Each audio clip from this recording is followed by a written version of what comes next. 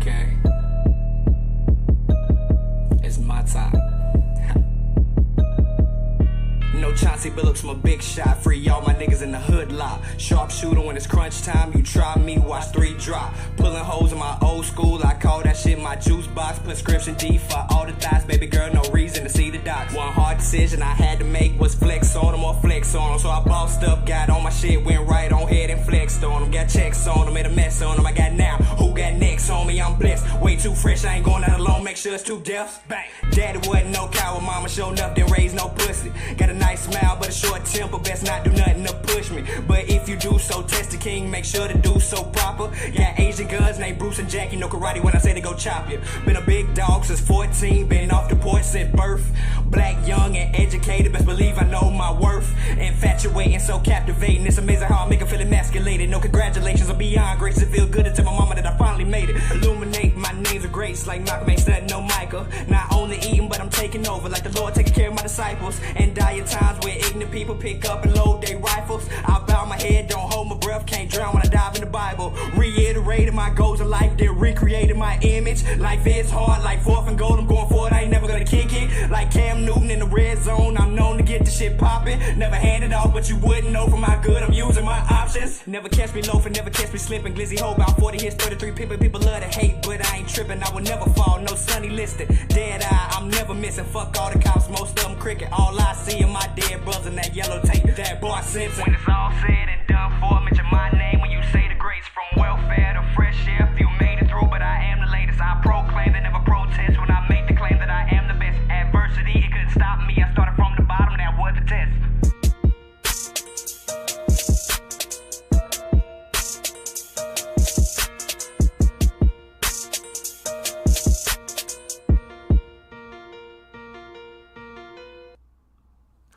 Hello and welcome to The Way I See It. I am Jamario Rashad. This is a Carolina Panthers and Charlotte Hornets fan channel. Please do me a favor by hitting the like button and make sure that you go ahead and subscribe to the channel. I am on my road to 1,000 subscribers, trying to get this channel monetized, and I would appreciate that greatly.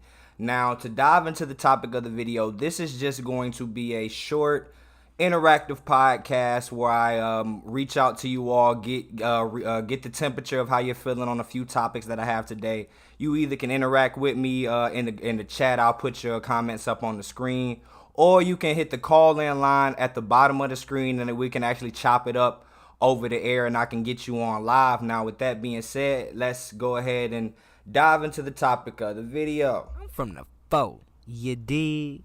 Alright, now the first thing that I want to talk about is Mason Plumlee versus Nick Richards, which has been the big topic of discussion within the fandom since the beginning of the season, and Nick Richards took his big jump from his what we assume would probably be his last year with the team this year. He's actually made a huge jump and actually looks as if he's ready to be the starting center for this team. And if you are like me and many others, you feel as though Nick Richards has probably, since the first 5 games of the season, it's been clear that he deserves to be the starter of the Charlotte Hornets. But like, let's take a little dive into the numbers to see just exactly how different these guys are. So as of right now, Mason Plumlee currently plays 26 minutes to Nick Richards' 19 minutes,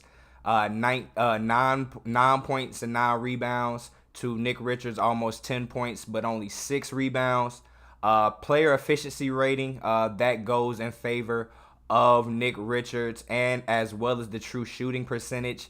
So Nick Richards himself has, in his shorter time that he spent on the court, has been an overall more impactful player than Mason Plumlee. Now, I know a lot of people may look at these numbers and be like, oh, well, but Mason has the assists. He has the assists. Anybody that pays attention to this team knows that those assists are done in vain and to much to the chagrin of everybody in Hornets Nation, because me as well as everybody else hates when Mason Plumlee gets a rebound and thinks he's Mason Kidd.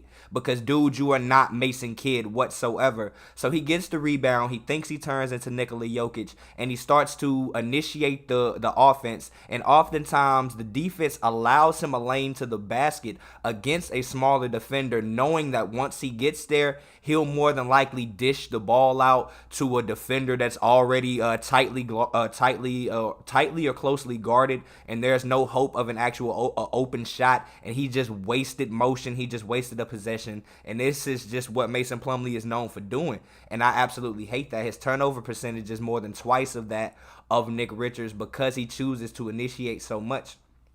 Now, another reason why I personally feel like Mason Plumlee should be moved to the bench is because when LaMelo Ball comes back, there isn't going to be as much of a need for him to be a initiator of the offense and play that point center role where he tries to actually get assists and start the offense through him. We'll actually have our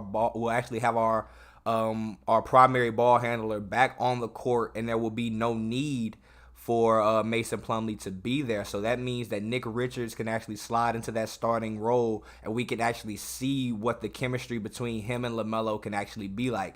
Nick Richards runs the floor harder. He's more effective on defense, and to my eye, he gets more blocks. But like, with that being said, man, I personally believe that Nick Richards, and I said this in a breakdown previously, will be the starting center for this team before Christmas, because there's absolutely no reason why he wouldn't be. So with that being said, man, we're going to move on to the next topic that I want to discuss. Now, this one is kind of close to me because I personally, I was fighting for Book Knight. I was on the Let Book Cook train a lot during the offseason. I thought this guy most definitely deserved more minutes than he got last year under James Borrego, who I felt was holding him back.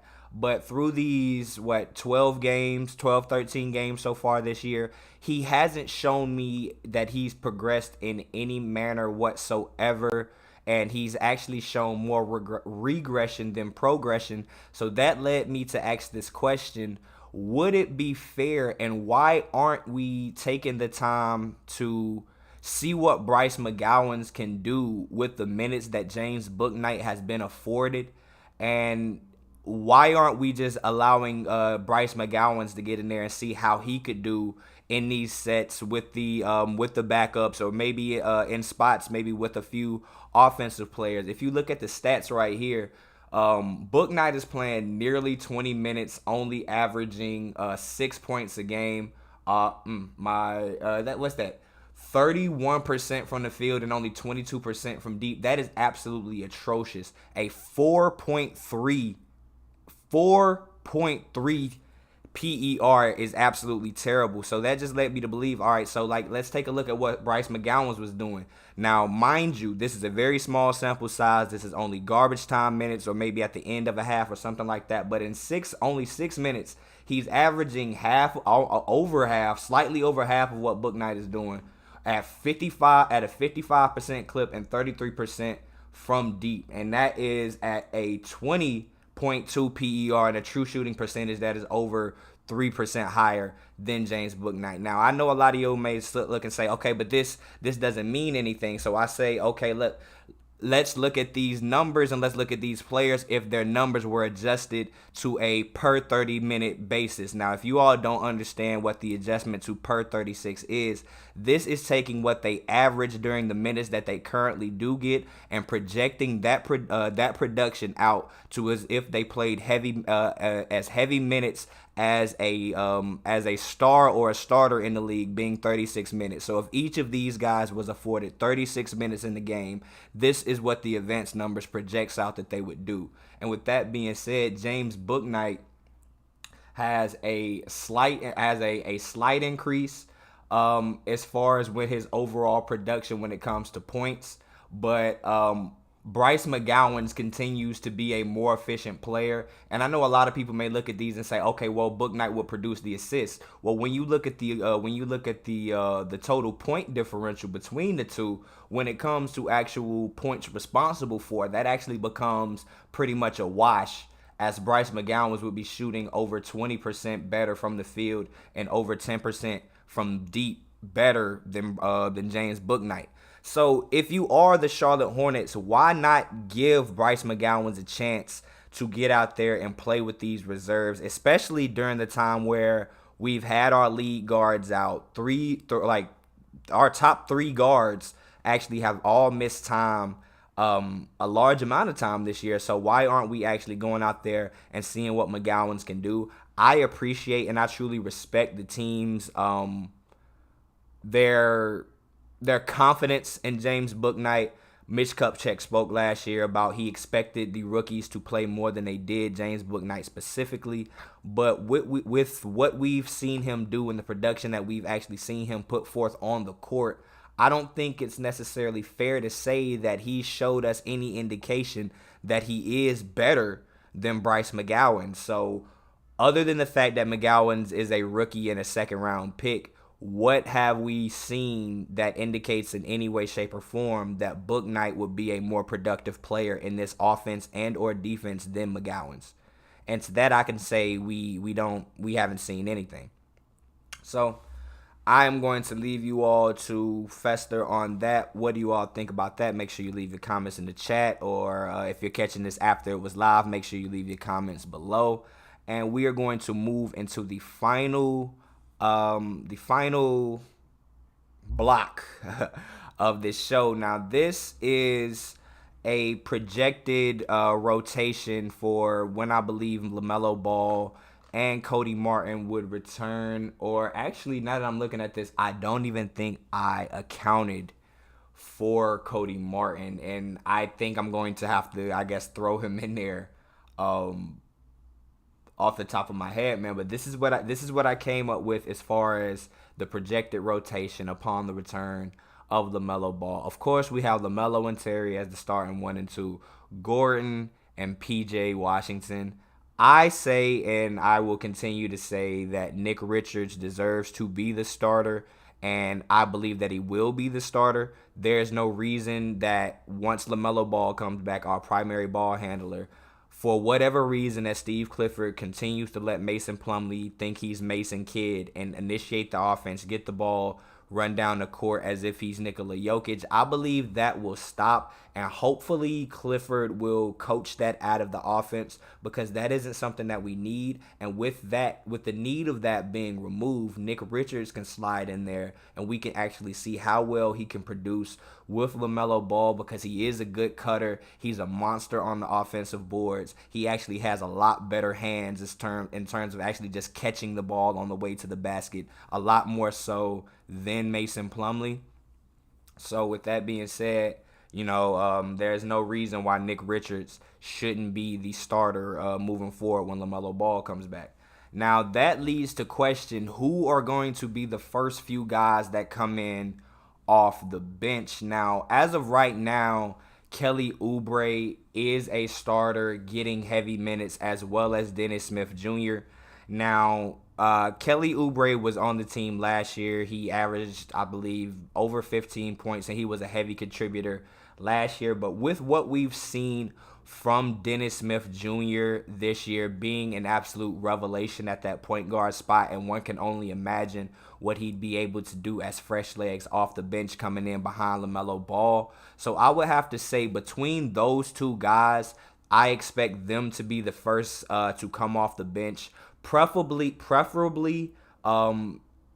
Dennis Smith Jr., because I know that coaches don't like to have all the starters out of the game at one time. So I believe Dennis will come in not for LaMelo Ball initially, but for Terry Rozier to stagger their minutes, to tail off the first quarter, whether it be in the midway through or at the end of the first quarter.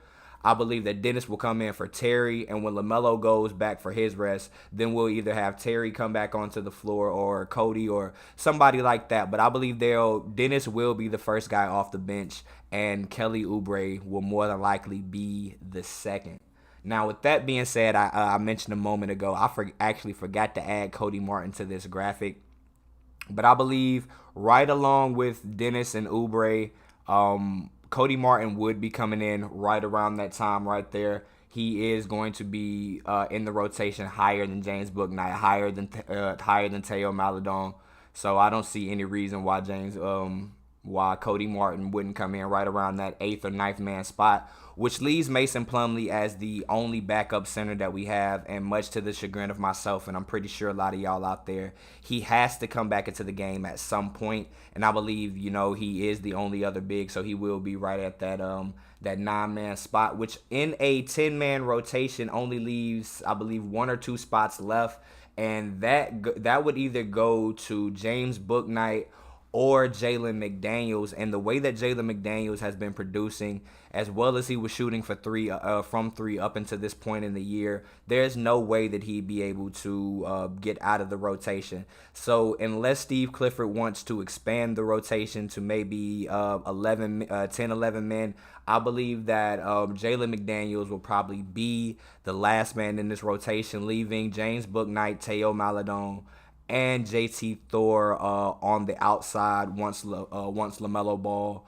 and Cody Martin return. So that is my projected rotations for what I assume this team will look like upon the return of LaMelo Ball, man. Now, with that being said, what did you all think about this video? I know I have a few of y'all live, man. I can quickly go back through what these segments look like. I gave a quick breakdown of the initial box score numbers per game for Mason Plumlee versus Nick Richards, and I gave my case for why I believe Nick Richards should be the starter moving forward, and then I gave a breakdown of why I believe James Bouknight has not done enough to push Bryce McGowens into a permanent two-way player, and I questioned why we haven't taken the time to actually attempt to put Bryce McGowens in on a lot of these situations that we've actually had